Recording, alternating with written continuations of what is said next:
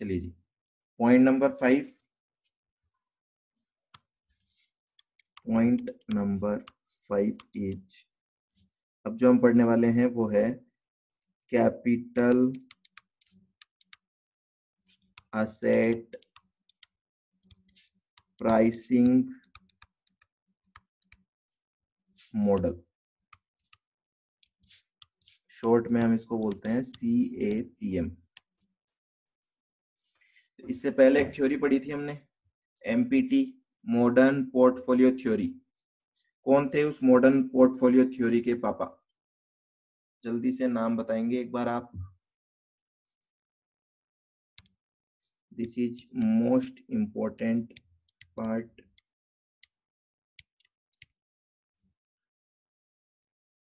Harry Markovich, very good.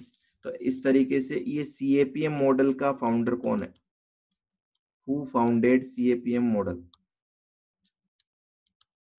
तो इनके founder है विलियम शार्प। इनका माइंड बड़ा ही शार्प था, इसीलिए नोबेल प्राइज भी मिला हुआ है इनको, और इसीलिए इन्होंने CAPM मॉडल बनाया। ठीक है, तो बहुत सी चीजें देखोगे आप विलियम शार्प के द्वारा दी हुई है। हाँ जी, तो इन्होंने क्या दिया है, क्या मॉडल है ये, क्या बताना चाह रहा है ये मॉडल? ये मॉडल आपको बता रहा है एक्सपेक्टेड रिटर्न निकालना।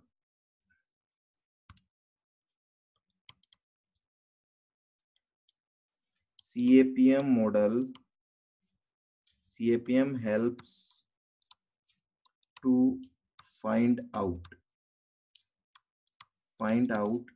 expected return। किसका expected return? Expected return of any security. या तो किसी सिक्योरिटी का एक्सपेक्टेड रिटर्न निकाल सकते हो आप, या फिर पोर्टफोलियो का भी निकाल सकते हो आप।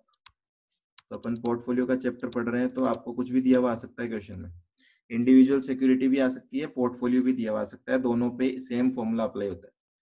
तो CAPM helps to find out expected return of any security or portfolio using क्या? बीटा को यूज करके हम कैलकुलेट करेंगे। दूसरी बात, and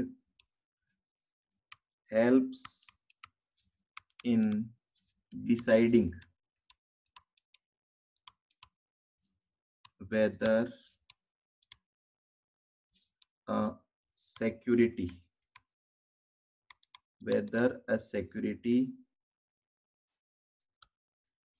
is correctly priced or not। देखो, सिंपल सी बात लिख लो पहले तो आप कि CAPM फाउंड किसने की थी? विलियम शार्प ने। CAPM क्या हेल्प करता है हमें? CAPM को यूज करके हम क्या करेंगे? एक्सपेक्टेड रिटर्न कैलकुलेट करेंगे। किसका एक्सपेक्टेड रिटर्न? किसी भी सिक्योरिटी का या पोर्टफोलियो का। एक्सपेक्टेड रिटर्न का मतलब क्या होता है? एक्सपेक्टेड रिटर्न का मतलब कि फ्यूचर में अगर मैं रिलायंस में पैसे लगाता हूं तो रिलायंस से मुझे कितना रिटर्न मिलना चाहिए। सिंपल सी बात है, एकदम बेसिक सी मीनिंग है। तो ये हमें CAPM कैलकुलेट करके देता है। ठीक है, दूसरा, अब करेंगे क्या हम इससे? एक्सपेक्टेड रिटर्न पता लग गया, इसका यूज क्या करेंगे? इस एक्सपेक्टेड रिटर्न को यूज करके हम ये पता लगाएंगे कि वो जो शेयर में खरीद रहा हूँ रिलायंस का आज 1500 रुपए में, वो क्या 1500 रुपए वर्थ है, क्या करेक्टली प्राइस्ड है या नहीं है वो। ठीक है, और इसको यूज करके क्या करेंगे हम आगे, ये भी लिखो। तो इसको यूज करके हम करेंगे correctly priced which in turn helps to decide whether to buy, hold or sell a security। Simple, बहुत सिंपल लैंग्वेज में लिखा दिया मैंने आपको। CAPM का फाउंडर है, सीएपीएम से एक्सपेक्टेड रिटर्न निकलेगा, एक्सपेक्टेड रिटर्न से हम पता लगाएंगे करेक्टली प्राइस्ड है या नहीं है, और उससे हम डिसीजन लेंगे। क्या डिसीजन लेंगे? हमें शेयर बाय करना चाहिए, सेल करना चाहिए या होल्ड करना चाहिए। ठीक है, इतनी बात हमें सीएपीएम से पता लग जाएगी। अब मैं आपको बताता हूं नेक्स्ट पॉइंट, इसका फॉर्मूला, जो कि मोस्ट इंपोर्टेंट पार्ट है।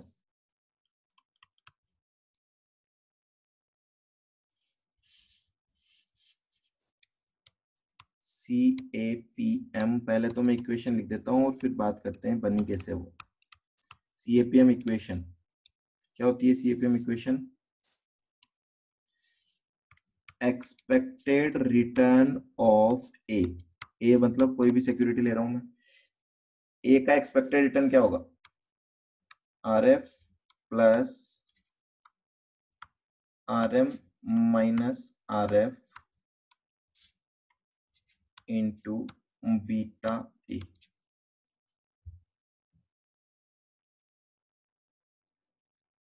एक बार यहां तक सबका नोट हो जाए तो मेरे को बता देना, फिर मैं इसका एनालिसिस बता रहा हूं आपको।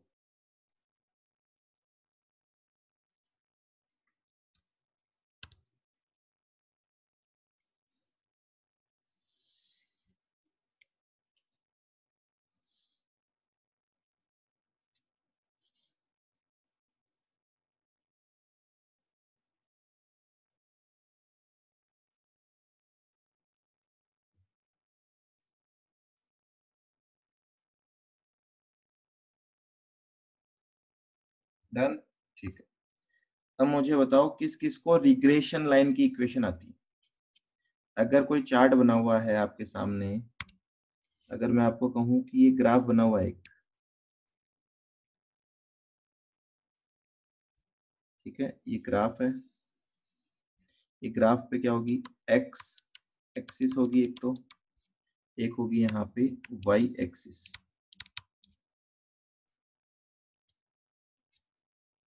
ठीक है, और अगर यहां से कोई स्ट्रेट लाइन निकल रही है इस तरीके से, जो कि एकदम स्ट्रेट जा रही है, तो ये जो स्ट्रेट लाइन जा रही है इसकी क्या कोई इक्वेशन होती है जिसको हम रिग्रेशन लाइन बोलते हैं? किसी को मालूम है ये इक्वेशन क्या होती है? कोई भी?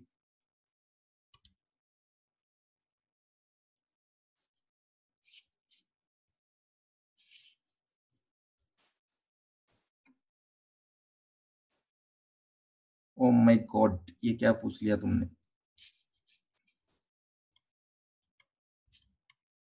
कहाँ जाके छुपूं अब मैं?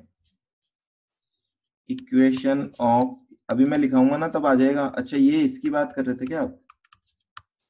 ऐसा होता है कई बार, अभी मैं लिखूंगा ना, आप बोलोगे अरे ये तो हमें पता था। आप भी कैसी बातें करते हो छोटी छोटी सी। y is equals to A plus B x, किस किस को आती है ये? अब कोई नहीं होगा जो बोलेगा हमें नहीं आती। अब सबको आ गई ना? इसी को तो बोलते हैं हम रिग्रेशन लाइन। ये तो याद है। इसको ऐसे भी लिखते हैं आजकल, y equals to M X plus C. ठीक है, दोनों तरीके हैं, कोई दिक्कत नहीं है, आप कोई भी यूज कर सकते हैं।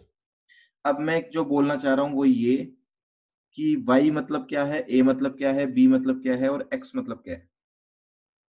तो y तो है वेरिएबल ऑन y एक्सिस, ध्यान रखना इनका मीनिंग। y का मतलब है ये है डिपेंडेंट वेरिएबल। वेरिएबल का मतलब होता है जिसकी वैल्यू चेंज होती रहती है, और ये डिपेंडेंट वेरिएबल है तो इसकी वैल्यू किस पे चेंज होगी?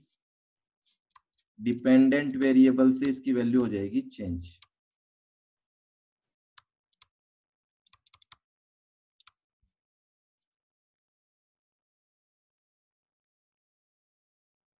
ठीक है जी। b is equal to straight line. ना जी ना। a का मतलब इंटरसेप्ट और b का मतलब स्लोप ऑफ लाइन।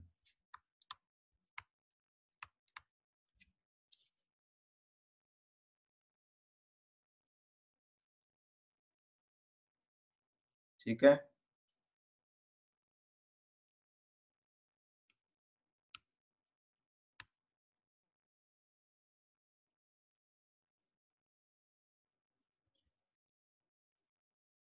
एक बार मेरे को नोट होते हैं तो बताते रहना, पेज चेंज करता रहूंगा फिर। ठीक है, तो ये इक्वेशन है स्ट्रेट लाइन की, y is equals to a plus B x. बस ये इक्वेशन आपको इस चैप्टर में बार बार काम आने वाली है, तो अच्छे से ध्यान रखना इस इक्वेशन को। इसमें किसी को डाउट है तो अभी पूछ लेना। y का मतलब होता है डिपेंडेंट वेरिएबल, मतलब जो y एक्सिस पे आप पुट करोगे ना वो y है, जो x एक्सिस पे पुट करोगे वो x की वैल्यू है। और a का मतलब होता है इंटरसेप्ट, इंटरसेप्ट का मतलब x की जीरो वैल्यू पे y की क्या वैल्यू होती है, लिख दोगे यहाँ पे। Intercept means value of y at x is equals to zero. जब x जीरो पुट करोगे तो y की जो वैल्यू होती है ना उसको बोलेंगे इंटरसेप्ट। v मतलब स्लोप ऑफ लाइन, ठीक है ना, झुकाव क्या है लाइन का, लाइन एकदम किस डिग्री में जा रही है आपकी, है ना, बढ़ते हुए क्रम में जा रही है, स्ट्रेट जा रही है, तो लाइन का जो स्लोप है वो देखना है हमें।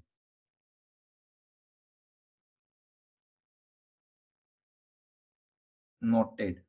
स्लोप ऑफ लाइन कैसे कैलकुलेट होता है वो भी बता देता हूँ मैं आपको बहुत सिंपल तरीके से। Slope of line is equals to y2 minus y1 divided by x2 minus x1।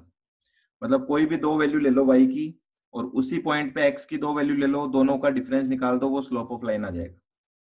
जैसे कि अब मैं चेक कर रहा हूँ यहाँ पे, अगर ये स्ट्रेट लाइन की इक्वेशन में सीएपीएम में लगाता हूँ ना तो देखो क्या हो गया। ये जो है ना मेरा वाई एक्सिस, ये तो मैं बोल देता हूँ ये तो है एक्सपेक्टेड रिटर्न। ये किसका कॉलम है, ये कॉलम है एक्सपेक्टेड रिटर्न ऑफ ए का। ठीक है, और एक्स एक्सिस पे क्या रख देता हूं मैं, एक्स एक्सिस पे मैं रख देता हूं बीटा। ओके जी, ये जो पॉइंट है ये है हमारा इंटरसेप्ट, इसको मैं बोल रहा हूं आर एफ। ये हो गया जीरो। अब समझ लेना बात को। देखो बीटा का मतलब आप समझ चुके हो बहुत अच्छी तरीके से। बताओ risk free asset, bank FD का बीटा क्या होगा। अगर मुझे बैंक एफडी में पैसे लगाने हैं तो उसका बीटा क्या होगा, जीरो होगा। पर जीरो पे भी तो मुझे कुछ ना कुछ रिटर्न मिल ही रहा होगा ना। क्या बीटा जीरो होने का मतलब रिटर्न जीरो होता है क्या, नहीं होता। तो मैं बोलूंगा अगर मुझे बैंक एफडी में पैसे लगाने हैं तो मेरा एक्सपेक्टेड रिटर्न कितना होना चाहिए, मेरा एक्सपेक्टेड रिटर्न होना चाहिए आरएफ के इक्वल। ठीक है, फॉर एग्जाम्पल आरएफ हम ले लेते हैं सपोज 6%, कोई दिक्कत। तो अगर मैं बैंक एफडी में पैसे लगाता हूं तो मेरा रिटर्न होना चाहिए 6% का।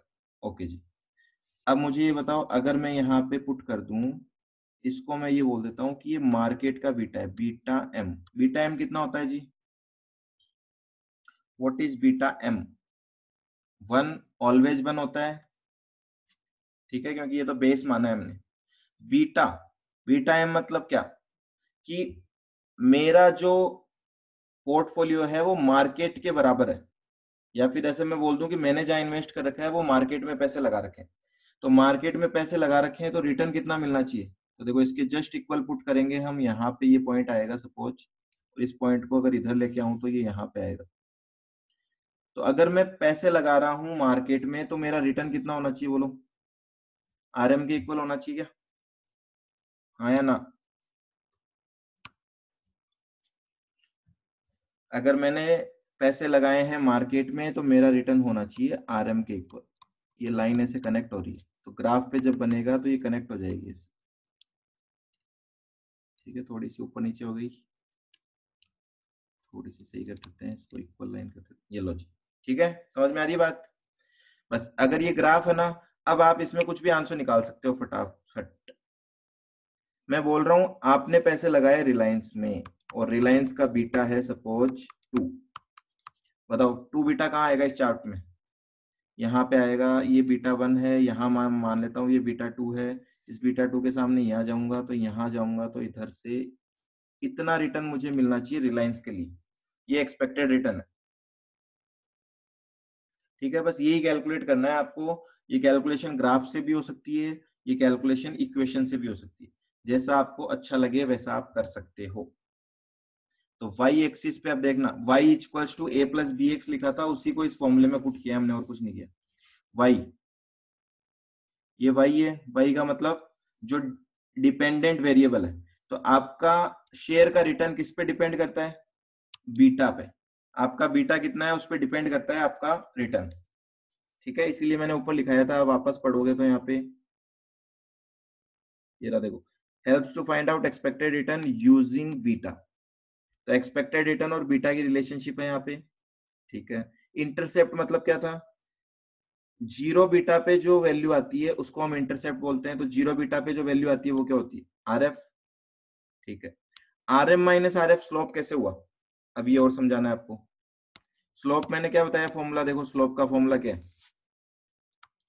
स्लोप का क्या फॉर्मूला होता है? y2 minus Y one.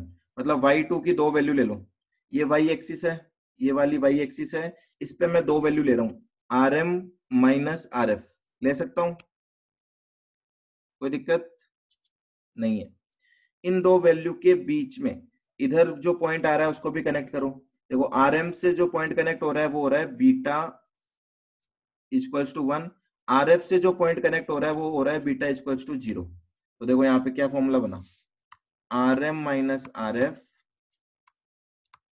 Divided by beta M minus beta, या 0 ही बोल देता हूं इसको, और बीटा एम कितना होता है? हमेशा 1 होता है। तो R M minus R F upon 1 आया आपका आंसर, और नीचे 1 लगाओ या नहीं लगाओ एक ही बात है। तो इक्वेशन क्या बन के आ गई? R M minus R F, simple. क्या ये इक्वेशन समझ में आ रही है आपको? और बीटा क्यों लिखा है यहाँ पे? क्योंकि ये एक्स वेरिएबल पे आता है। ठीक है, एक्स एक्सिस पे जो आता है वो हो गया आपका बीटा। ये ऐसी आपको लाइन बनानी है इस चैप्टर में 3 बार, है ना। 3 अलग अलग कंसेप्ट पढ़ेंगे, तीनों में लॉजिक ये रहेगा, y is equals to A plus B x. केवल और केवल क्या होगा, y एक्सिस का मैं वेरिएबल बदल दूंगा और यहाँ पे x एक्सिस पे बदल दूंगा, बाकी अपने आप इक्वेशन बना सकते हो आप। बोलो आया क्या इक्वेशन बनाना? y is equals to A plus B X ही लिखा है मैंने, और कुछ नहीं लिखा।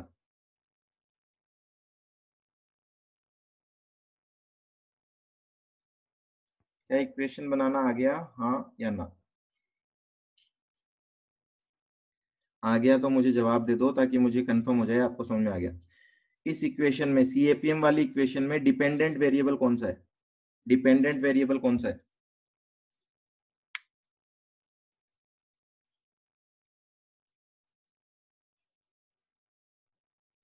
What is the dependent variable here?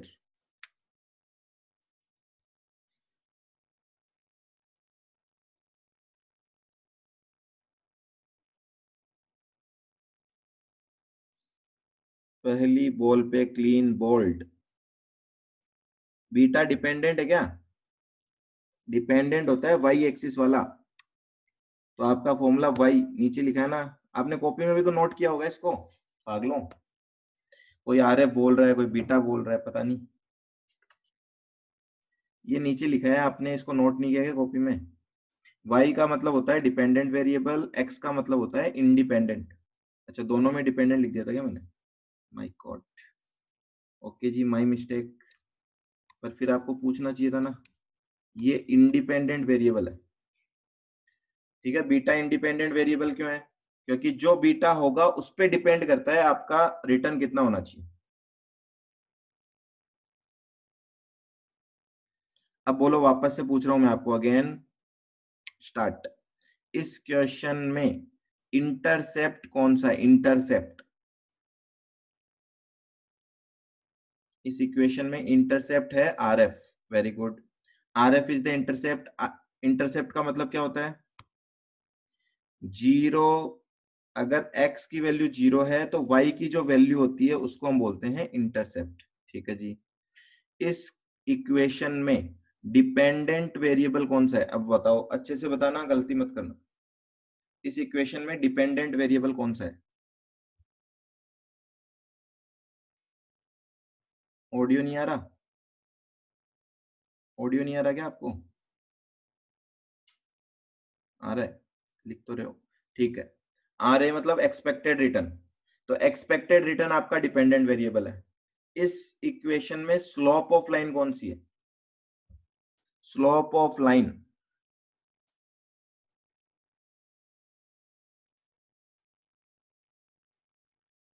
Are M minus R F, very good. पर ये आपको ध्यान है, दिख रहा होगा, ठीक है।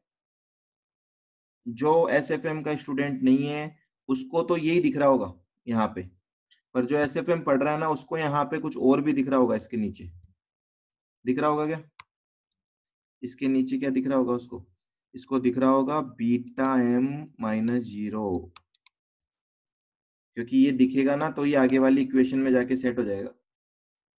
दिख रहा है ये सबको आप लोगों को? ये मैं हटा रहा हूँ, क्यों हटा रहा हूँ, इसका लॉजिक मैंने दे दिया है, क्योंकि इसकी वैल्यू हमेशा 1 होगी तो इसको हटा देते हैं। ठीक है जी। तो ये हमें समझ में आ गया कि इक्वेशन कैसे बनी है। ये इक्वेशन कुछ नहीं है, ये स्ट्रेट लाइन की इक्वेशन है। तो विलियम शार्प ने क्या कहा कि जो भी सिक्योरिटी के रिटर्न होते हैं वो एक स्ट्रेट लाइन पे फॉल करेंगे हमेशा, और अगर वो स्ट्रेट लाइन पे फॉल करेंगे तो उसकी पक्का कोई ना कोई इक्वेशन भी होगी। ठीक है, और वो इक्वेशन है सीएपीएम इक्वेशन। तो इस इक्वेशन को तो हम सीएपीएम इक्वेशन बोलते हैं, पर ये जो लाइन है ना, इस लाइन का भी एक नामकरण किया हुआ है। क्या बोलते हैं इस लाइन को? इसको बोलते हैं एस एम एल, सिक्योरिटी। अच्छे से ध्यान रखना, ये बहुत बार पूछते हैं एग्जाम में। सिक्योरिटी मार्केट लाइन बोलते हैं इस लाइन को। कौन सी लाइन? तो आप बोलोगे line drawn using CAPM equation will be known as SML, security market line. Sir एक बार और बता दो, ऑडियो नहीं आ रही थी, कोई इश्यू नहीं है। ठीक है, तो मैंने क्या कहा, सीएपीएम की इक्वेशन को यूज करके अगर ग्राफ के ऊपर लाइन ड्रॉ की जाएगी तो उस लाइन का भी एक नामकरण कर दिया जाता है, और उस लाइन को क्या कहा जाता है? Security market line. क्यों कह रहे हैं उसको security market line?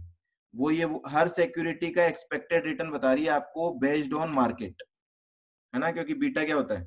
Beta market से ही आपकी रिलेशनशिप बताता है कि आपका स्टॉक कितना गुना रिस्की है मार्केट से। आ रही बात समझ में? क्या बात को पकड़ पा रहे हैं हम लोग? हाँ जी, हम बात को अच्छी तरीके से पकड़ रहे हैं। तो अगर ये इक्वेशन याद हो गई तो मान लो कई इक्वेशन तो इसी से निकल जाएंगे, अकेले इक्वेशन से। अब इस इक्वेशन में क्या क्या चीजें आ रही है, क्योंकि इन सब चीजों को आप ऑलरेडी पढ़ चुके हो। एक्सपेक्टेड रिटर्न तो कैलकुलेट होगा। क्यों कैलकुलेट होगा, वापस बता देता हूं मैं। क्या करूंगा इस एक्सपेक्टेड रिटर्न का, बोलो? मैं हाई रेट ही समझते रहना हमेशा। इस एक्सपेक्टेड रिटर्न का क्या यूज करूंगा मैं?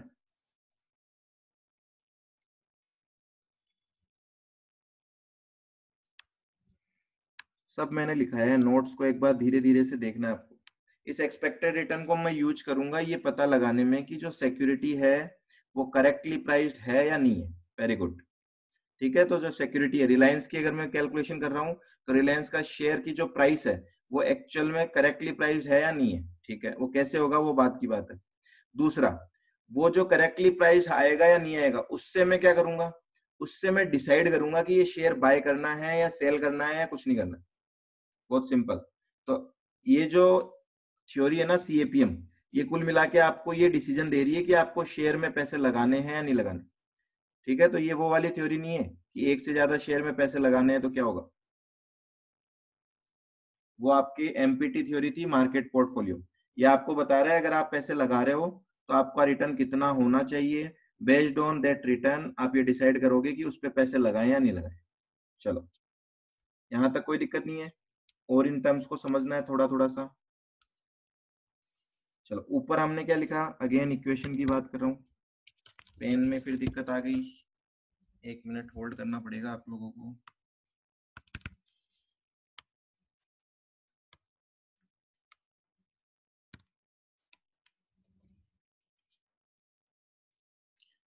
तब तक आपको कोई क्वेरी है वो टाइप करो आप, क्योंकि इसकी आदत हो गई है पेन की परेशान करने की।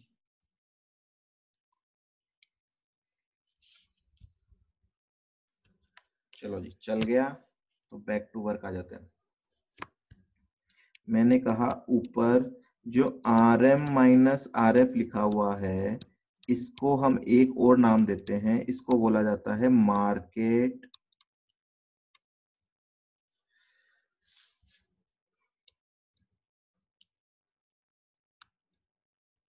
Market risk premium.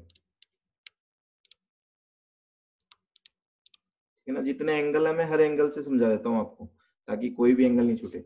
RM minus RF को क्या कह सकते हैं हम, मार्केट रिस्क प्रीमियम। क्यों कहते हैं वो भी देख लेंगे अभी। और RM minus RF into beta ए वाला जो पोर्शन है इसको हम बोलते हैं security risk premium. Security risk premium. तो देखो इक्वेशन बनाने का फायदा क्या होता है, इक्वेशन एक बार जब बनाई जाती है तब तो बहुत लॉजिक सोच के ही बनाया जाता है, पर बाद में इसका फायदा क्या होता है, हर टाइम आपको लॉजिक नहीं निकालना होता है ना, अदरवाइज लॉजिकली चेक करोगे तो आप इस बिना इक्वेशन के आंसर निकाल सकते हो। देखो कैसे, फॉर एग्जाम्पल मैं बोल रहा हूं ये मिस्टर पप्पू है, ठीक है, mister Pappu, and first time ये आया है आपके स्टॉक मार्केट में। ये पप्पू, इसके पास 1 लाख रुपए हैं इन्वेस्ट करने के लिए। इसके सामने क्या ऑप्शन है, इसके सामने 3 ऑप्शन है, और भी होंगे हजारों ऑप्शन, उनकी बात हम नहीं कर रहे, मैं बात कर रहा हूं इसके पास 3 ऑप्शन है। कौन कौन से 3 ऑप्शन है, पहला ऑप्शन ये बैंक में जाके FD ओपन करवा ले, ठीक है ना, या फिर गवर्नमेंट ऑफ इंडिया का ट्रेजरी बॉन्ड ले ले। बोलो इसको क्या बोल सकते हैं हम, कौन सा इन्वेस्टमेंट है ये, this investment is risk free. Risk free investment है ना ये। रिस्क का मतलब आप समझ चुके हो, वो बच्चों वाली बात मत करना आप। रिस्क का मतलब क्या होता है, फ्लक्चुएशन इन रिटर्न्स। अगर रिटर्न में कोई फ्लक्चुएशन हो सकता है तो उसको हम रिस्की बोलेंगे। क्या कोई बैंक FD के रिटर्न में फ्लक्चुएशन होगा क्या, वो तो हर साल अगर 6% दे रहे हैं तो 6% ही देंगे, ऐसा तो हो नहीं सकता ना अगले साल 8% मिल गया हमें बैंक से return, not possible. Risk free investment है ये। क्या रिस्क फ्री इन्वेस्टमेंट में कोई रिस्क है, नाम ही इसका यही है, तो इसका बीटा, इसीलिए हम क्या बोलते हैं, beta of risk free investment is equals to always 0। ठीक है जी, एग्जाम्पल भी ले लेते हैं साथ में। मैं बोल रहा हूं कि बैंक FD पे जो रिस्क फ्री रिटर्न मिल रहा है वो मिल रहा है सपोज 6% का। चलो आगे, दूसरा, इन पप्पू भाई साहब को किसी ने कह दिया कि आप जाओ और पैसे लगा दो, कहाँ, निफ्टी में लगाओ ना, कहाँ बैंक FD में पड़े हो आप, टाइम बदल चुका है, मार्केट में जाके पैसा लगाओ। अब मुझे बताओ निफ्टी में पैसा लगाएंगे तो क्या निफ्टी रिस्क फ्री है क्या, निफ्टी रिस्क फ्री है या नहीं है, कहाँ रिस्क फ्री है, कूट कूट के रिस्क भरा है यहाँ पे तो, ठीक है ना, कुछ भी हो सकता है, हाई रिस्क है यहाँ पे तो निफ्टी इज रिस्की। अच्छा निफ्टी में कितना रिस्क है मुझे बताओ, निफ्टी का बीटा कितना होता है, 1। तो मैं सिंपल सा बोल रहा हूं, 1 यूनिट रिस्क लेने के लिए क्या मुझे कोई एक्स्ट्रा रिटर्न चाहिए या नहीं चाहिए, क्या यहाँ पे मुझे कोई एक्स्ट्रा रिटर्न चाहिए क्या, एक्स्ट्रा रिटर्न चाहिए। सपोज मैं बोल रहा हूं एक्स्ट्रा रिटर्न आ रहा है 4% का, अगर एक्स्ट्रा रिटर्न 4% है तो बताओ टोटल रिटर्न कितना होना चाहिए मेरा निफ्टी से, टोटल रिटर्न फ्रॉम मार्केट,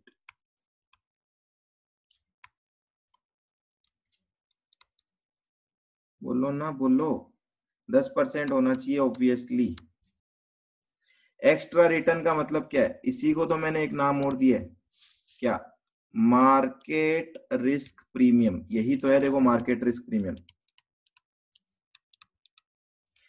और इसको आप डिकोड भी कर सकते हो, मार्केट का रिस्क लेने की वजह से जो मुझे प्रीमियम मिलना चाहिए उसको हम बोलते हैं मार्केट रिस्क प्रीमियम। और फॉर्मूला वाइज अगर इसको मैं बोलूं तो ये क्या हो गया, ये RM माइनस RF ही तो है। देखो अगर ये RM है तो RM कितना हो गया, 10%, और RM में से RF लेस कर दूंगा तो आ गया 4%। समझ पा रहे हो, तो आपकी जो इक्वेशन है उसका RM माइनस RF वाला पोर्शन तो ये है। ठीक है, अब और आगे चलते हैं एक बार ताकि आपको ये इक्वेशन भी समझ में आ जाए। आगे क्या बोल रहे हैं हम, अगर मैं पैसा लगाना चाहता हूं किसमें, मैं पैसा लगाना चाहता हूं रिलायंस में, ओ माय गॉड, तो ये पप्पू डिसाइड कर रहा है रिलायंस में पैसा लगाऊं। बोलो रिलायंस रिस्की है, हाँ या ना, हाँ जी हाँ रिस्की है, पर कितना रिस्की है, तो वो तो डिपेंड करेगा कि ये मार्केट से कितना गुना रिस्की है। तो इसका बीटा चेक कर लें हम। Beta of Reliance is equals to suppose 2।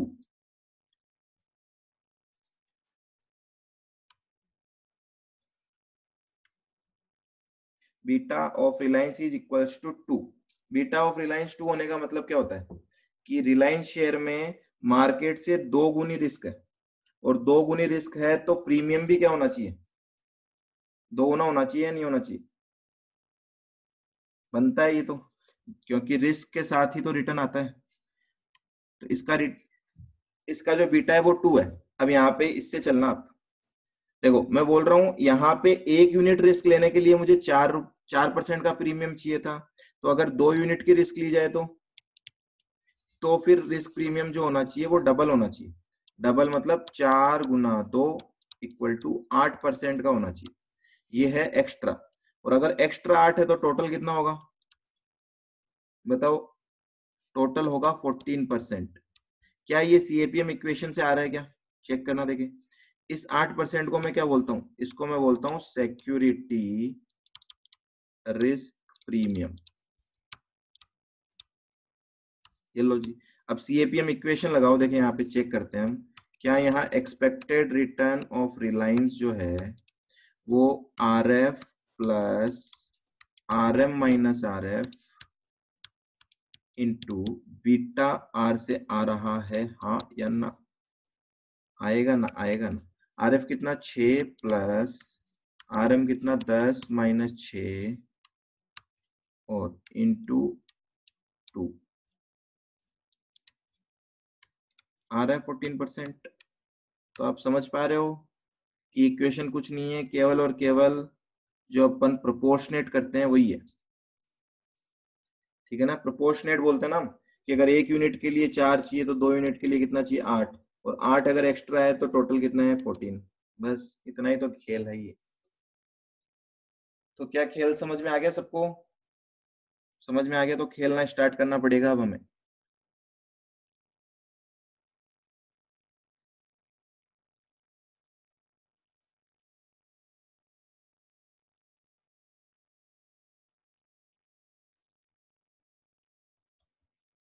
Okay. हाँ जी, नोट्स फटाफट नोट करो। एक चीज और नोट करानी है, उसके बाद क्वेश्चन पे आएंगे। कौन सा दिखाऊं बोलो? मैं स्टार्टिंग से दिखा देता हूँ थोड़ी थोड़ी देर। ये आपका स्टार्टिंग का है। सीएपीएम मॉडल किसने दिया था, क्या हेल्प कर रहा है वो। उसके बाद में इक्वेशन से दिखा देता हूँ, इक्वेशन प्लस ग्राफ। ये इक्वेशन और ग्राफ बना रखा है हमने। इक्वेशन कुछ नहीं है, रिग्रेशन लाइन की इक्वेशन है, स्ट्रेट लाइन की। और इससे जो लाइन ड्रॉ होगी उसको हम बोलेंगे सिक्योरिटी मार्केट लाइन, एसएमएल। और नीचे आ जाओ। ये मैंने आपको बता दिया इक्वेशन कैसे निकाली है। तो इक्वेशन जो बना है वो भी बता दिया। इक्वेशन ऑफ स्ट्रेट लाइन, इसमें डिपेंडेंट वेरिएबल कौन सा होता है, वाई वाला। इंडिपेंडेंट कौन सा होता है, एक्स वाला। ए होता है इंटरसेप्ट, बी होता है स्लोप। और स्लोप का हमेशा यही फॉर्मूला होगा, कहीं भी लगा लेना किसी भी इक्वेशन में।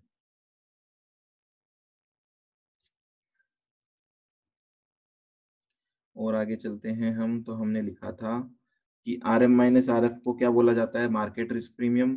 Are M minus R F into beta A को क्या बोला जाता है, सिक्योरिटी रिस्क प्रीमियम। फिर हमने समझा था मिस्टर पप्पू को लेके।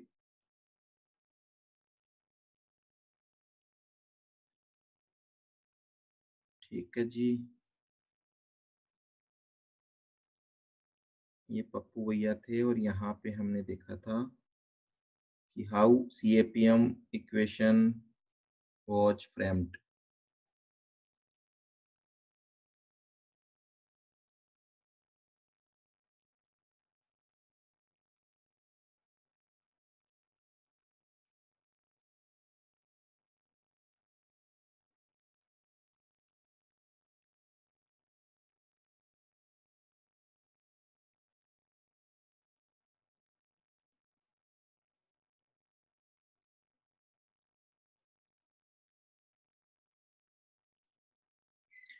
हो गया कंप्लीट?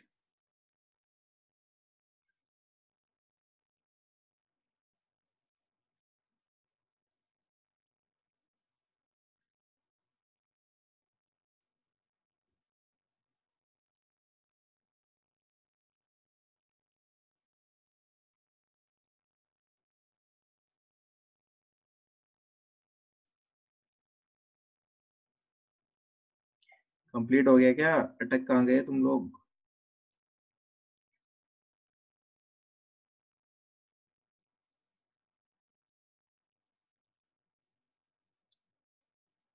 क्या लिख रहे हो?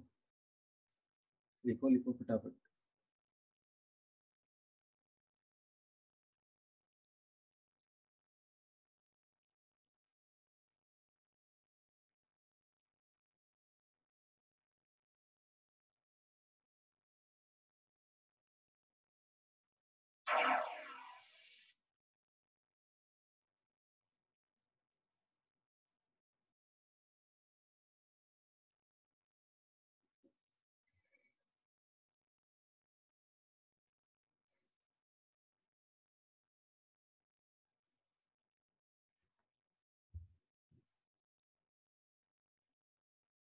इतना क्या लिख रहे हो? इतना तो है ही नहीं स्क्रीन पे लिखा हुआ।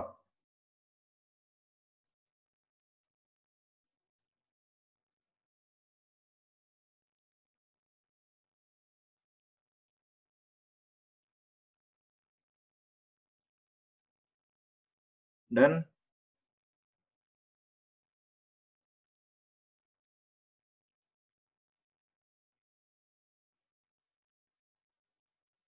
चलो अब लगता है सबका हो गया।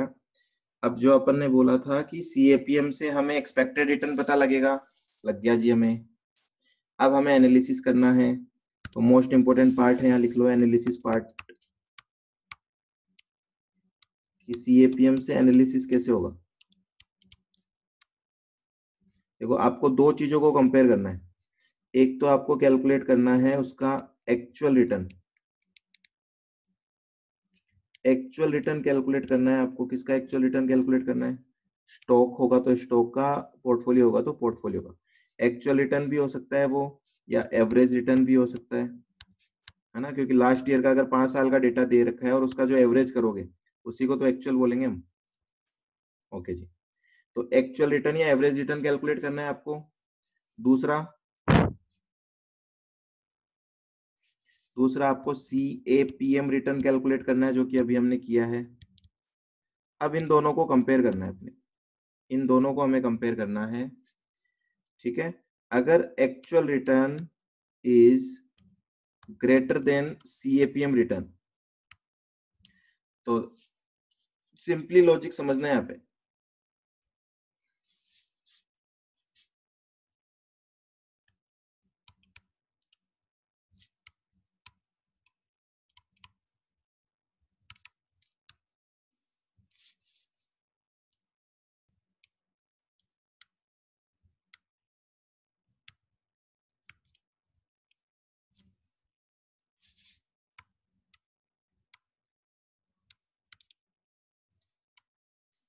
ये लो जी, ये दो कंक्लूजन निकालने हमको। बाय सेल करना है, वैल्यूएशन क्या होगा? देखो आप खुद सोच के देखो। मैं बोल रहा हूँ कि रिलायंस का एक्चुअल रिटर्न तो आ रहा है सपोज 20%, और सीएपीएम बोल रहा है कि 16% रिटर्न होना चाहिए रिलायंस का बेस्ड ऑन इट्स रिस्क। बताओ क्या शेयर अच्छा शेयर है या घटिया शेयर है? मस्त है, मस्त। मस्त शेयर को क्या करते हैं? बाय करते हैं, सेल करते हैं। अच्छे शेयर को क्या करना चाहिए भाई? बाय या सेल? बाय करो, बाय। तो बहुत सिंपल सा डिसीजन है। अगर आपका एक्चुअल, तो रटने के लिए बोलोगे तो रट लो फिर। Actual return greater than CAPM तो फिर बाय। पर क्यों? तो लॉजिक देख लो। ठीक है, अच्छा शेयर है। अब जिस चीज को आप बाय कर रहे हो वो महंगी होगी या सस्ती होगी बाजार में? वो सस्ती होगी, तो इसको हम बोलते हैं अंडर प्राइस्ड। तो आप ये भी लॉजिक निकाल सकते हो, अंडर प्राइस्ड को बाय करते हैं, ओवर प्राइस्ड को सेल करते हैं। ठीक है जी।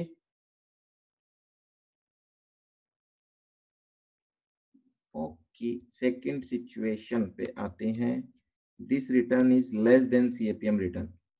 मतलब मैं बोल रहा हूँ कि आपका रिलायंस का जो रिटर्न आ रहा है वो तो सपोज 15% आ रहा है, और सीएपीएम बोल रहा है कि 16% रिटर्न होना चाहिए। बताओ शेयर बढ़िया है या घटिया है? घटिया। घटिया शेयर को बेचो, सेल। और घटिया होने का मतलब ओवर प्राइस्ड। इस तरीके से याद करोगे तो आराम से याद होगा। ठीक है ना, बढ़िया घटिया की लैंग्वेज में याद करना हमेशा इसको। ये अंडर प्राइस्ड, ओवर प्राइस्ड और बाय सेल का डिसीजन बढ़िया घटिया पे डिपेंड करता है। तो अगर कोई लिखना चाहता है तो वो लिख सकते हैं आप, ये स्टॉक बढ़िया था, एग्जाम में मत लिख देना बढ़िया, और ये घटिया।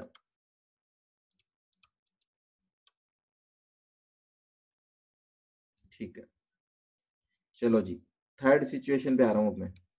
थर्ड सिचुएशन बोल रही इक्वल, ये भी 15%, ये भी 15%, मतलब जितना एक्सपेक्टेड होना चाहिए उतना ही रिटर्न आ रहा है शेयर से। क्या करें? क्या है ये, ओवर प्राइस्ड या अंडर प्राइस्ड? कुछ भी नहीं है, तो करेक्टली प्राइस्ड बोलेंगे हम इसको। इसको हम बोलेंगे करेक्टली प्राइस्ड। और करेक्टली प्राइस्ड का क्या करना है? कुछ नहीं है इसका डिसीजन। तो वैसे तो होल्ड बोल सकते हो आप, ठीक है, होल्ड बोलना हो तो बोल सकते हो, अदरवाइज सिंपल सी बात है, जितना रिटर्न आना चाहिए उतना मिलेगा। अब आपको करना है इन्वेस्ट तो करो, नहीं करना है तो मत करो। ठीक है, इक्विलिब्रियम सिचुएशन बोलते हैं इसको हम। क्या बोलते हैं? Equilibrium, equilibrium situation. ये वर्ड लिख लो सारे, ये काम आएंगे आपके।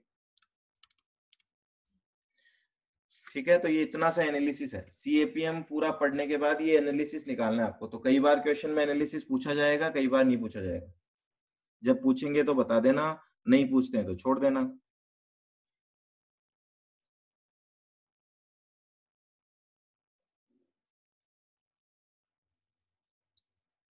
सर ये तो रोज अप डाउन होता है, तो कब की देखते हैं? जिस दिन कर रहे हैं उसी दिन के हिसाब से कैलकुलेट करेंगे ना। हम जिस दिन कैलकुलेशन कर रहे हैं उस दिन के हिसाब से तो आप पास्ट डेटा उठाओगे, और पास्ट डेटा का एवरेज करोगे तो एवरेज रिटर्न आ जाएगा। उस दिन आप निफ्टी का रिटर्न चेक करोगे, उस निफ्टी के रिटर्न से आज आप अपना एक्सपेक्टेशन लगाओगे, यही तो करोगे आप। चलो, तो ये कंसेप्ट खत्म हो गया। अब इसके बेसिस पे क्वेश्चन करेंगे। कुछ नहीं है, कुल मिला के एक तो ये इक्वेशन यूज आने वाली है आपके, और एक आपकी ये एनालिसिस यूज आने वाली है। ठीक है, ये ग्राफ तो मैंने आपको समझाने के लिए बोला है, वो आपको कभी भी क्वेश्चन में यूज नहीं आएगा। तो चलो एक दो क्वेश्चन ट्राई करते हैं एक बार। Let us try some questions now.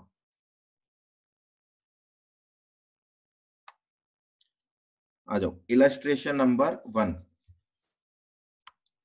If the risk free rate of interest is 10%, लो जी, बिना रिस्क के 10% कमाते हैं हम। Expected return on market portfolio is 15%, market में लगाएंगे तो 15% कमाएंगे हम, मतलब 5% ज्यादा। A certain expected return of portfolio, क्या सीएपीएम पोर्टफोलियो पे भी काम करता है क्या, या केवल सिक्योरिटी पे ही काम करता है? क्या सीएपीएम को पोर्टफोलियो पे भी यूज किया जा सकता है? हाँ जी, किया जा सकता है। सीएपीएम सब बोल रहा है, सब सबके लिए खुले हमारे दरवाजे। पोर्टफोलियो आओ तो पोर्टफोलियो का भी बता देंगे, सिक्योरिटी का भी बता देंगे। If portfolio beta are 0.10 and 0.30, तो देखो लॉजिकली समझ के देखना एक बार बात को, आंसर बाद में निकालेंगे। अगर आपके पोर्टफोलियो का बीटा 0.10 है, मार्केट से ज्यादा रिस्की या कम रिस्की? मार्केट से ज्यादा रिस्की या कम रिस्की? कम रिस्की है तो रिटर्न भी कम होगा। मार्केट का रिटर्न 15 है ना, आपका रिटर्न 15 से कम होगा। बीटा 0.30 भी कम रिस्की, आपका रिटर्न 15 से कम आएगा। आप कैलकुलेट कर लो सीएपीएम को यूज कर। तो इसको तो कुछ करने की जरूरत नहीं, यही हो जाएगा ये तो। देखो ये आंसर दिख भी रहा है तो आपको लिखा हुआ है यहाँ पे, CAPM equation R F plus beta into R M minus. पर ऐसे मत लिखना, मैं आपको लिखा रहा हूँ वैसे ही लिखो, ताकि आपको कभी सीक्वेंस डिस्टर्ब नहीं होगा। आर एफ, अच्छा पूरी इक्वेशन लिखना है, एक बात तो पहले ये भी ध्यान रखना। आप ऐसे लिखोगे एक्सपेक्टेड रिटर्न ऑफ पोर्टफोलियो। आप भागते हो जिस स्पीड में, वैसे नहीं भागना है आपको। एक ये वाली चीज भी होनी चाहिए, इक्वेशन की दो साइड होती है हमेशा, लेफ्ट हैंड और right hand. Expected return of portfolio is equals to R F plus R M minus R F, पहले लिखना, बीटा बाद में लिखना। आप पहले लिखोगे तो भी आंसर गलत नहीं है, मैं तो आपको बोल रहा हूँ ताकि ये लाइन हमेशा याद रहे। आप उसको पहले लिख दोगे तो आप गलत सोचोगे, फिर आप बोलोगे बीटा स्लोप है। आर एफ कितना दे रखा है 10, आर एम कितना दे रखा है 15, फिर आर एफ 10, बीटा कितना दे रखा है 0.10। ये लो जी, कितना आंसर आता है बताओ? 10.5% आंसर आता है इसका। ठीक है जी, ये तो हो गया हमारा ए पार्ट। बी भी निकालो, देखें बी निकाल के आप बताओगे मेरे को। ये से बच्चे वाले क्वेश्चन आते हैं क्या एग्जाम में? हाँ जी, आ जाते हैं कभी कभी।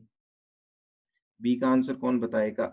वर्ड अच्छे से पढ़ लेना आप क्वेश्चन में हमेशा, वो आपको कंफ्यूज कर देंगे कुछ अलग सा शब्द लिख के। 11.5%, वेरी गुड। तो यहाँ पे एक्सपेक्टेड रिटर्न पोर्टफोलियो का 11.5% है। अब एक बार वो लोग फटाफट से मैसेज कर दें जिनको दिक्कत आ रही है, क्योंकि इसमें ऐसा कुछ है नहीं, मुझे नहीं लगता कोई दिक्कत होगी किसी को। सीएपीएम सोल्व करने में किसी को दिक्कत आ रही है वो हैंड्स रेज करें एक बार, अदरवाइज आगे आते रहें।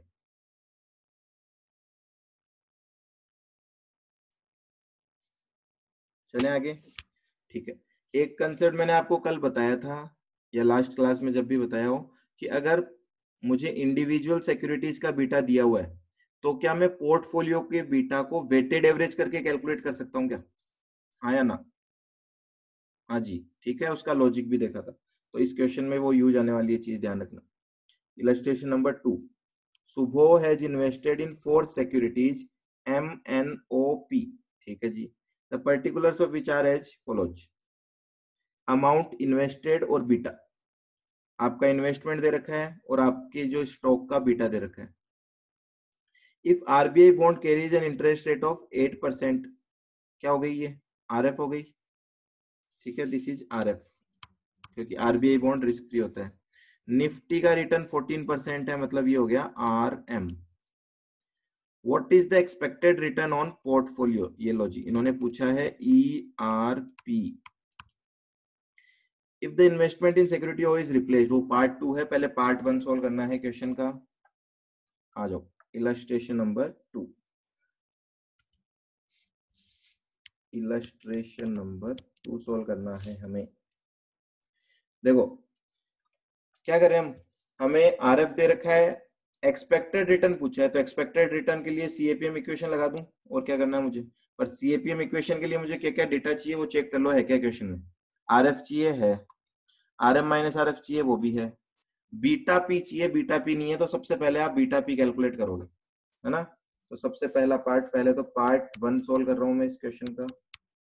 पार्ट 1 सोल्व करने से टाइम में सबसे पहले सोल्व कर रहा हूं कैलकुलेशन ऑफ बीटा पी। कैसे कैलकुलेट होगा? कॉलम बनाने पड़ेंगे, स्टेटमेंट बनाना है अच्छे से, स्टॉक्स, फिर इन्वेस्टमेंट कितना कितना किया है आपने वो, इन्वेस्टमेंट के बाद क्या आ जाएगा? वेट, फिर सबका बीटा दे रखा है आपको, बीटा, और बीटा इंटू वेट करोगे तो क्या आ जाएगा? पोर्टफोलियो का बीटा आ जाएगा। Portfolio beta is equals to beta into weight का समेशन। चलो, कौन कौन से स्टॉक थे? MNOP।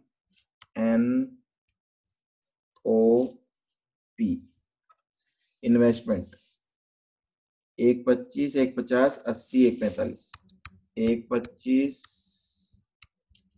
1 ज्यादा लिख दिया, 1.25, 1.50, 80 और 1,45,000। लो जी, कौन बताएगा वेट यहाँ पे कैलकुलेट करके? वेट कैसे निकालते हैं? इसका टोटल कर दो। इसका टोटल कितना आता है? मेरे पास कैलसी नहीं है आज, आप निकालोगे इसका टोटल। 1.25, 1.50, 2.75, 2.75 और 45, पूरा 5 लाख आ रहा है। लो जी, 5 लैक्स। वेट कैसे कैलकुलेट करते हैं? वेट कैलकुलेट करने का सिंपल सा तरीका, 1,25,000 डिवाइडेड बाई 5 लाख, कितना होगा?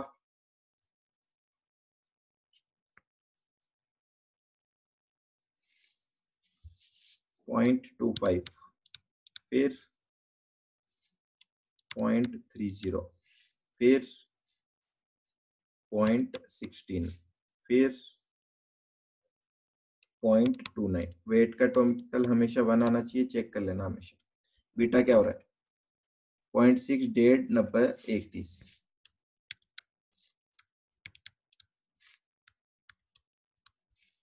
तो कुछ स्टॉक मार्केट से रिस्की है, कुछ मार्केट से कम रिस्की है। ये लो मल्टीप्लाई कर दो, 0.6 को 0.25 से मल्टीप्लाई करोगे तो कितना आएगा? 0.15, फिर 0.45 आ जाएगा ये वाला, फिर पॉइंट कितना आएगा ये 144, और लास्ट वाला आएगा आपका 0.377। टोटल कितना आएगा? टोटल को बोलेंगे हम बीटा ऑफ पोर्टफोलियो 1.12। ओके, ठीक है, यहाँ तक। आगे चलते हैं। अब ये बीटा पोर्टफोलियो आ गया। अब कुछ नहीं है, एक्सपेक्टेड रिटर्न ऑफ पोर्टफोलियो निकालना है आपको। तो आप यहाँ ऊपर हेडिंग भी डाल सकते हो, CAPM इक्वेशन को यूज कर रहे हैं हम, ठीक है, using CAPM equation. Expected return of portfolio is equals to formula, पहले फॉर्मूला लिखना ही लिखना है आपको हमेशा, RM minus RF into beta P। देखो ध्यान रखना, इधर जो सिंबल लगा रहे हो ना R के नीचे, वही सिंबल होगा बीटा पे। RF कितना दे रखा है आपको यहाँ पे? 8%, 8 प्लस RM है 14 माइनस 8, 14 ही है ना। और बीटा है आपका इंटू 1.21, नहीं 1.12,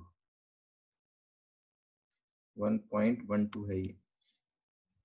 बताओ कितना आंसर आएगा? 14.73, 14.73%। राउंड ऑफ कर दिया करो इनको आप। 726 आ रहा है ना, तो 73 लिख सकते हो आप। देखो कोई दिक्कत है क्या इसमें? है इजी सा सॉल्यूशन। आपको केवल क्वेश्चन अच्छे से रीड करना आना चाहिए और पता लगाना चाहिए, बस निकालना क्या है, फिर आपको सब आएगा, ये चीज कंफर्म है। आप ये नहीं बोल सकते मेरे को आता नहीं है, पर बस वहां पे गड़बड़ी हो जाती है, आपको ये पता ही नहीं लगता वो पूछ क्या रहा है, निकालना क्या है।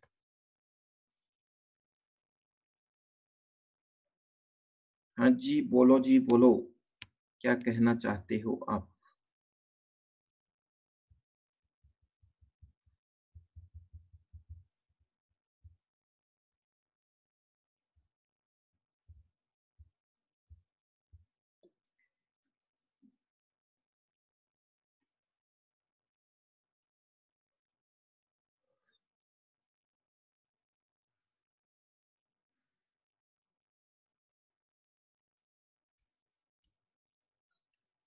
टाइप कर रहे हो क्या अभी? चलो इसका सेकंड पार्ट कर लेते हैं हम तब तक। एक और पार्ट था इस क्वेश्चन में, सेकंड पार्ट क्या बोल रहा है क्वेश्चन का? हाँ जी, क्वेरी आ गई आपकी। मार्केट रिस्क प्रीमियम में जो रिस्क फ्री रिटर्न, उसका रिस्क फ्री होना इंडिविजुअल सिक्योरिटी में कैसे पता लगता है? लग रहा है ना पता? देखो इंडिविजुअल सिक्योरिटी का रिटर्न कितना है, अब यहाँ तो ऊपर वाले क्वेश्चन में देखना पड़ेगा। एक बार सेकंड पार्ट सॉल्व कराता हूँ फिर दिखाता हूँ। ठीक है, सेकंड पार्ट में क्या पूछ रहा है? If investment in security O, security O में जो आपने पैसे लगा रखे हैं, is replaced by investment in RBI bonds. तो देखो यहाँ पे बोल रहे हैं इस ओ की जगह RBI बॉन्ड कर दो। What is the corresponding change in portfolio beta and expected return? तो दोबारा सोल्व करना है आपको, पहले सोल्व करोगे फिर आप बता दोगे चेंज क्या हुआ है, बस इतना ही तो करना है। लो जी करो देखें। तो मतलब ये टेबल एज इट इज रहेगी, केवल इसमें क्या चेंज हो जाएगा, ओ की जगह क्या आ जाएगा? मैं तो इसको कॉपी कर लेता हूं, मेरे पास ऑप्शन है, आपके पास नहीं है। कॉपी, और यहाँ पे कर देते हैं इसको पेस्ट। ठीक है, ओ हटा दो, यहाँ से ओ की जगह क्या कर दो? ओ की जगह कर दो RBI बॉन्ड। क्या फर्क पड़ेगा देखो यहाँ पे आंसर में, RBI बॉन्ड है तो RBI बॉन्ड का वेट तो वही रहेगा। बीटा क्या हो जाएगा बोलो RBI बॉन्ड का? जीरो। अगर ये जीरो हो गया तो ये भी जीरो हो जाएगा, और ये जीरो हो गया तो ये क्या फर्क आएगा, बताओ टोटल कितना हो जाएगा अब इसका, बीटा ऑफ पोर्टफोलियो कितना आएगा, 0.977 लिखो या 0.98 लिखो, एक ही बात है, 0.977। अगर ये बीटा है तो एक्सपेक्टेड रिटर्न क्या आएगा, तो एक्सपेक्टेड रिटर्न के लिए तो दोबारा हम क्या करें, वही सीएपीएम इक्वेशन लगा दें, using CAPM equation, expected return of portfolio is equals to, RF कितना है हमारा 8 प्लस 14 माइनस 8 इंटू 8 ही था ना, हाँ जी, ये आया आपका 0.977, बताओ कितना आता है, 13.86%। ठीक है, अब आप उनको चेंज बता दो, उन्होंने चेंज पूछा था, तो आप यहाँ लिख दोगे थ्योरेटिकली बाय रिप्लेसिंग, देखो आंसर सारे लिखने पड़ेंगे आपको, इम्प्लाइड कुछ नहीं माना जाएगा, by replacing the investment in security oh with RBI bond,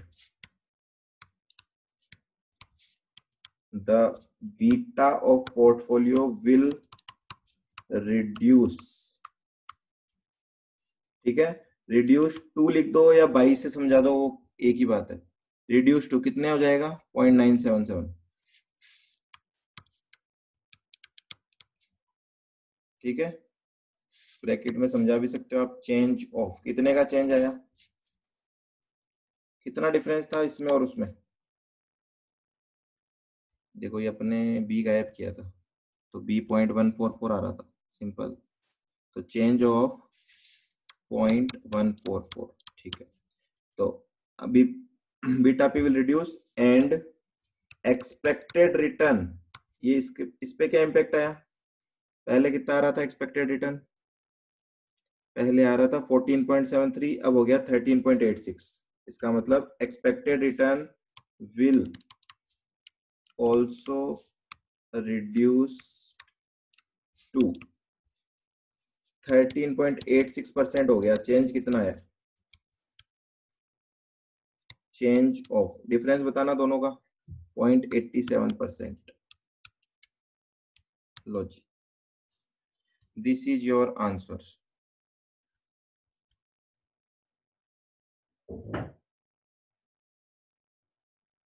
okay है सबको,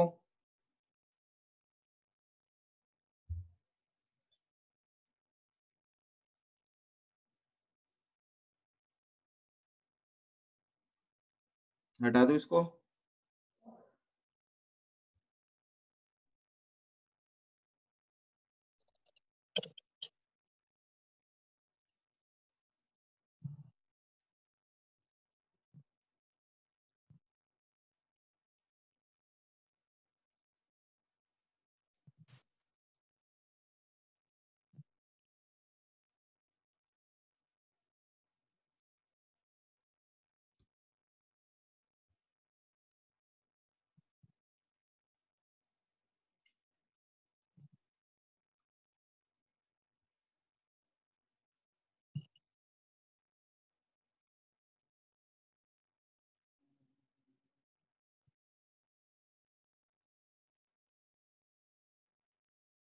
ठीक है जी। चलो अब आपने एक सत्यम ने क्वेरी की थी, वो बता देता हूँ कि इसमें कैसे पता लगेगा। देखो मैंने कहा कि 10% रिटर्न तो मुझे एनी हाउ कमाना है, फर्स्ट क्वेश्चन की बात कर रहा हूँ, ये तो आरएफ है, इससे कम तो कभी रिटर्न चाहिए ही नहीं चाहिए मुझे, चाहे कुछ भी हो जाए। अब दूसरा मैंने क्या कहा, अगर मैं निफ्टी में पैसे लगाता हूँ मार्केट में, तो मुझे कितना एक्स्ट्रा मिल रहा है, मुझे एक्स्ट्रा मिल रहा है 5% यहाँ पे।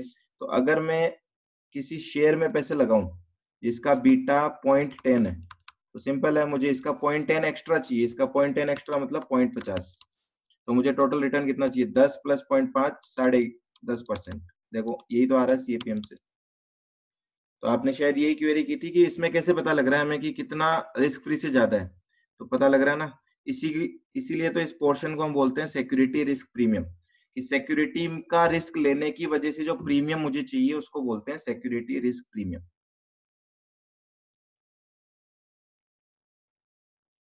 क्लियर है क्या सत्यम? ओके जी, ओके ओके ओके।